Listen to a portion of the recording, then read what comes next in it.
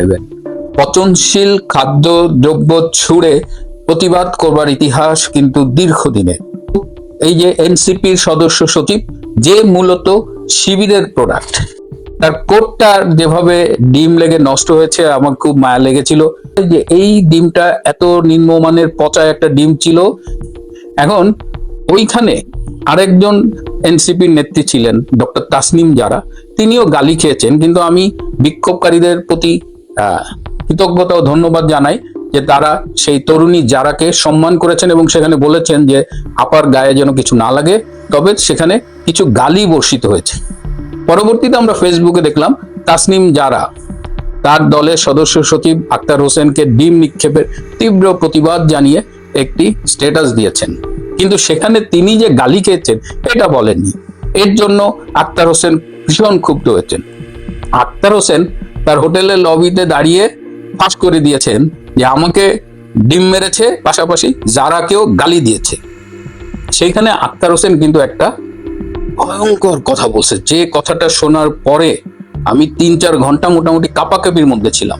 তিনি বলেছেন দেশের বাইরে যারা ফ্যাসিস্টের দোসর তাদেরকে তিনি ইউনূস স্যারকে বলবেন সবাইকে বাংলাদেশে ফিরিয়ে নিয়ে বিচারের মুখোমুখি করতে। নিউ ইয়র্কে যারা এই বিক্ষোভ করেছে তাদের সবাইকে ডক্টর ইউনূস বাংলাদেশে ফিরিয়ে নিয়ে বিচারের মুখোমুখি করবে।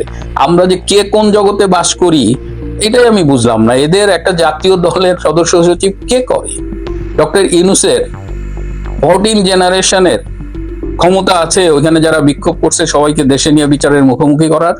আমরা অন্তর্বর্তীকালীন সরকারের কাছে আহ্বান রাখবো, যারা দেশে এবং দেশের বাইরে আওয়ামী লীগ এবং তাদের দোসররা সন্ত্রাসের শক করছে তাদেরকে অতি দ্রুত বাংলাদেশে ফিরিয়ে নিয়ে গিয়ে তাদেরকে বিচারের আওতায় নিয়ে আসা হবে। এবং আমরা একটা কথা বারবার স্পষ্ট করে বলি, আজকে আমরা যখন নিউ ইয়র্কে এয়ারপোর্টে আমরা নেমেছি, আমরা দেখেছি আওয়ামী লীগের সন্ত্রাসীরা তারা যখন হুঙ্কার দিয়ে আসছিল, তারা যখন নানা অশ্রাব্য গালিগালাজ করছিল।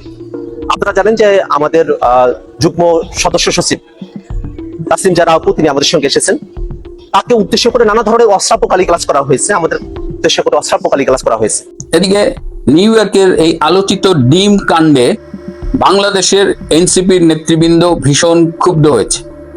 তাদের একজন কেন্দ্রীয় নেতা ফোন করেছিল ডাস্টবিন শফিকের কাছে যে এটা কি হলো, কেন তাদের নেতা এভাবে নিউ ইয়র্কে অপমানিত হলো, ডাস্টবিন শফিকরা থাকতে কেন এইভাবে ঘটনাটা ঘটে।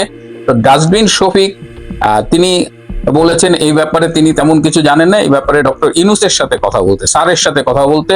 পরবর্তীতে তারা স্যারের সাথে কথা বলে রাগ ছেড়েছেন যে স্যার আপনি কাপুরুষের মতো পিছন দরজা দিয়ে পালিয়ে গেলেন, কিন্তু আপনার সাথে যে এই যে মাসুম বাচ্চা এই ছেলে মেয়েগুলা আসলো, আবার মুরব্বী ফখরুল কাকা গেল, আপনি সবাইকে ওই বিক্ষোভের মুখে ঠেলে দিয়ে নিচে কিভাবে আপনি পালিয়ে গেলেন, এবং আগামীতেও দেশে যদি ক্রাইসিস হয় আমরা তো এখন ধারণা করছি যে আপনি আমাদের সবাইকে ফেলে রেখে পালিয়ে যাবেন।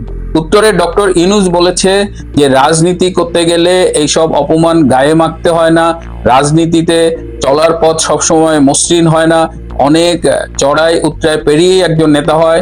তোমাদের আমি নেতা বানিয়ে দিয়েছি, তোমরা একদম ডাইরেক্ট অটো পাসের মতো নেতা হয়ে গেছো। বাংলাদেশে তোমাদের গায়ে একটা ফুলের টোকা দিতে পারি নাই, গোপালগঞ্জে আমি তোমরা দেখো আর্মার্ড ভেহিকল এপিসি দিয়ে তোমাদের আমি নিয়ে আসছি, কিন্তু বিদেশে আমি তোমাদের এই মৃদু বিক্ষোভের সামনে ইচ্ছে করে ঠেলে দিয়েছি যাতে তোমরা ভবিষ্যতের জন্য, ভবিষ্যতের প্রতিকূল পরিস্থিতির জন্য নিজেকে প্রস্তুত করতে পারো। এই উত্তর শুনে এনসিপির নেতৃবৃন্দ আদৌ খুশি হয়নি, তারা ক্ষুব্ধ হয়েছে এবং বলেছে আপনি দেশে আসেন, আপনার সাথে আমাদের অনেক হিসেব জমে গেছে। আপনি একবার লন্ডন যান, একবার ওর সাথে কথা বলেন, একবার এর সাথে মিটিং করেন, আর এনসিপি কে সামনে রাখছেন কিন্তু এনসিপি ছাগলের 3 নম্বর বাচ্চা। আমরা 3 নম্বর বাচ্চা হব না, আমরাই আপনাকে এই প্রধান উপদেষ্টার পদে বসিয়েছিলাম। এই সময় একটু ডক্টর ইউনূস কারেকশন করে দেন যে এটা পাবলিকলি আমরা বলি যে ছাত্ররা আমার নিয়োগকর্তা, কিন্তু তোমাদের মনে রাখা উচিত যে এই সমস্ত গেমের আমি হলাম টিম লিডার, সুতরাং আমার কাছে এইসব ধুনফুন নিয়োগকর্তা বইলো না, পাবলিকলি বইলো, আমিও বলি, সেটা ঠিক আছে। এদিকে নিউ ইয়র্কে যারা ডিম ছুঁড়েছে তাদের মধ্যে একজন মিজানুর রহমান চৌধুরী, তিনি পুলিশ তাকে জ্যাকসন হাইটস থেকে গ্রেপ্তার করেছেন। তখন রটিয়ে দেওয়া হলো যে আক্তার হোসেনের প্রতি ডিম ছোড়ার জন্য তাকে গ্রেপ্তার করা হয়েছে। কিন্তু এই যে আমি ডিম ছুঁড়ে প্রতিবাদের দীর্ঘ ইতিহাস আপনাদের সামনে বর্ণনা করলাম, তাতে আমেরিকা কিংবা পশ্চিমা বিশ্বে ডিম ছুঁড়ে প্রতিবাদ করাটা আইনত বৈধ, এর জন্য কাউকে পুলিশ গ্রেপ্তার করে না। এমনকি ওই কোর্টটা যদি নষ্ট হয়ে যায় তাতেও গ্রেপ্তার করবে না। তাহলে কেন গ্রেপ্তার হয়েছে ওই ডিম ছোড়া দলের একজন মিজানুর রহমান চৌধুরী? এর কারণ হলো যে একটা টোকায় জ্যাকসন হাইটসে সে পুলিশকে যে বলছে যে মিজানুর রহমান চৌধুরী আমাকে হত্যার হুমকি দিয়েছে, তার কাছে ছুরি আছে, বন্দুকও থাকতে পারে। এইরকম একটা অভিযোগ করলে সাথে সাথে পুলিশ সেই লোককে থানায় নিয়ে যায়। তো তারা মিজানুর রহমান চৌধুরীকে থানায় নিয়ে গেছে এবং মিজানুর রহমান চৌধুরীর কাছে কোনো বন্দুক কিংবা ছুরি পায়নি। তো সেখানে আওয়ামী লীগ নেতৃবৃন্দ গেলে পুলিশ বলেছে যে ডোন্ট ওরি, কালকে কোর্টে গেলে ও ছাড়া পেয়ে যাবে। তো এই হলো নিউ ইয়র্কের ডক্টর ইউনূস গংয়ের প্রথম দিনের অভ্যর্থনা। তারা 8-9 দিন থাকবেন। এই 8-9 দিনে তারা পুলিশ তাদেরকে বলেছে তারা যেন প্রয়োজনের বাইরে, হোটেলের বাইরে কোথাও না যায়, খুব প্রয়োজন থাকলে যায়। এর মধ্যে নিউ ইয়র্কের একজন পুলিশ কর্মকর্তা মিস্টার দিদার, তিনি আপনারা জানেন কয়েকদিন আগে মারা গিয়েছিল আততায়ীর গুলিতে। তো দিদারের বাসায় গিয়ে ডক্টর ইউনূসের প্রোগ্রাম ছিল, সেই দিদারের পরিবারের সদস্যদের সাথে দেখা করবে। পুলিশের ক্লিয়ারেন্স না পাওয়ায় সেটিও বদলে গেছে এবং পরবর্তীতে দেখলাম যে পুলিশ অফিসার দিদারের ফ্যামিলি মেম্বাররা ডক্টর ইউনূসের হোটেলে এসে দেখা করেছে। অর্থাৎ ডক্টর ইউনূস তার অফিসিয়াল মুভমেন্ট ছাড়া মোটামুটি হোটেলেই কনফাইন থাকবে এবং ডক্টর ইউনূসের সাথে যারা আছে, এই ডাস্টবিন শফিক, এই রাজাকার আক্তার, রাজাকারের নাতি তাসনিম, যারা তারা মোটামুটি এই 8-9 দিন গৃহবন্দী জীবন যাপন করবে। ডক্টর মোহাম্মদ ইউনূসের নিউ ইয়র্ক সফরে রাজনৈতিক দলের নেতৃবৃন্দদের কেন নেওয়া হচ্ছে, কেনই বা তারা যাচ্ছেন? গ্যালারিতে বসে ফুটবল খেলার মাঠে যেমন তালি দেওয়া ছাড়া অন্য কোনো কাজ থাকে না, এমন অপমানজনক কর্মসূচিতে কেন তারা যাচ্ছেন? এটা নিয়ে অনেক জল্পনা কল্পনার পরে থলের বিড়াল বেরিয়ে আসছে। আসল রহস্য নিয়ে আজ আপনাদের সঙ্গে কথা বলতে চাচ্ছি। যে যেখানে আছেন ভালো থাকবেন। নিউ ইয়র্কের একটা দায়িত্বশীল সূত্র গণমাধ্যম থেকে জানানো হয়েছে, নিউ ইয়র্কে জাতিসংঘের অধিবেশনে ডক্টর মোহাম্মদ ইউনূস, বিএনপি, জামাত ইসলাম এবং এনসিপির নেতৃবৃন্দদের নেওয়ার আসল রহস্য জাতিসংঘের অধিবেশন কক্ষে তাদের বসিয়ে রেখে অধিবেশন দেখানো মুখ্য না। মুখ্য হচ্ছে তারা যে নিজেরা বিরোধে লিপ্ত হয়েছে, এই বিরোধ নিষ্পত্তি করার জন্য দেশে এই সকল রাজনৈতিক দলের নেতৃবৃন্দদেরকে ডক্টর ইউনূসের অফিসে অথবা তার বাসভবনে ডাকাডাকি হলে অন্যদেরও প্রশ্ন উঠবে যে আমাদের কেন নয়।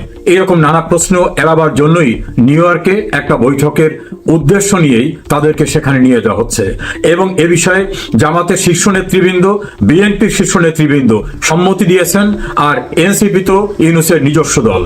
সিদ্ধান্তের ক্ষেত্রে প্রাধান্য দেওয়া হচ্ছে যে যদি কোনোভাবে এরা মীমাংসায় উপনীত হয় তাহলে এদের জন্য একটা শেষ রক্ষা কবচ হবে, আর যদি উপনীত না হয় তাহলে কঠিন পরিস্থিতির মোকাবেলা করতে হবে সকলকে। সেক্ষেত্রে ইউনূসও ছেড়ে দে মাকে দে বাঁচি, তিনি সবকিছু ফেলে রেখে চলে যাবেন এমন হুঙ্কার দিয়েছেন তিনি।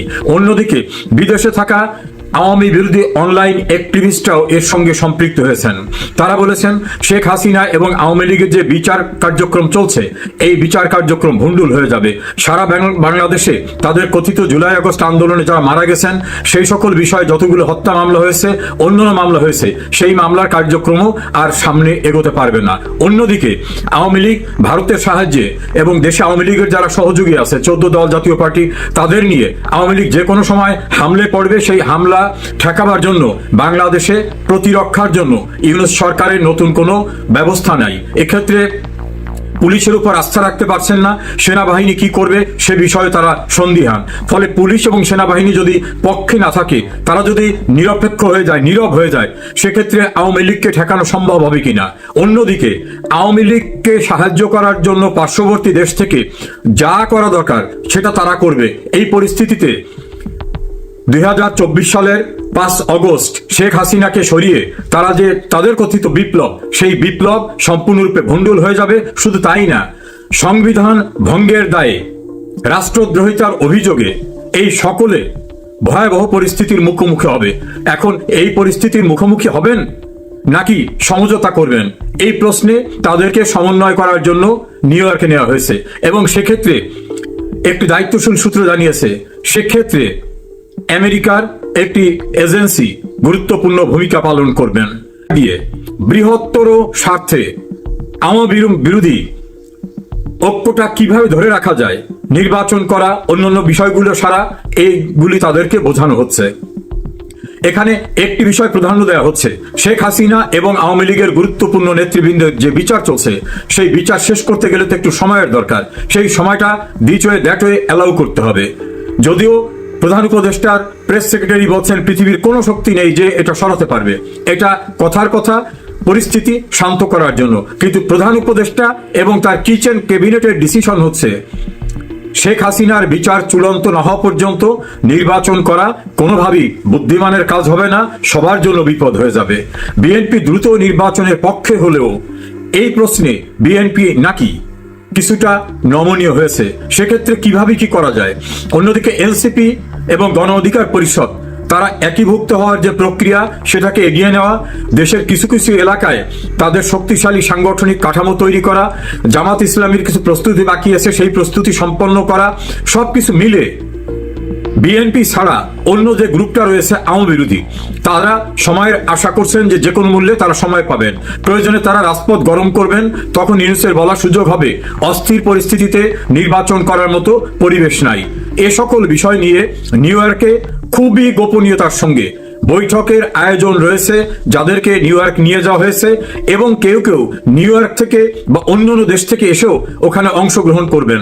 জানা গেছে শেখ হাসিনা বা আওয়ামী বিরোধী অনলাইন অ্যাক্টিভিস্টরা বিভিন্ন দেশ থেকে নিউ ইয়র্কে আসছেন, তারাও খুবই গোপনে, অতি সন্তর্পণে এই বৈঠকে অংশগ্রহণ করবেন এবং তারা বলবেন যে যদি তাদের সহযোগিতা, তাদের পরামর্শ নেওয়া না হয় তাহলে তারা রিভোল্ট করবে, রিভোল্ট করে যা করা দরকার সেটা করবে। তখন কিন্তু এরা অনেকেই টিকতে পারবে না।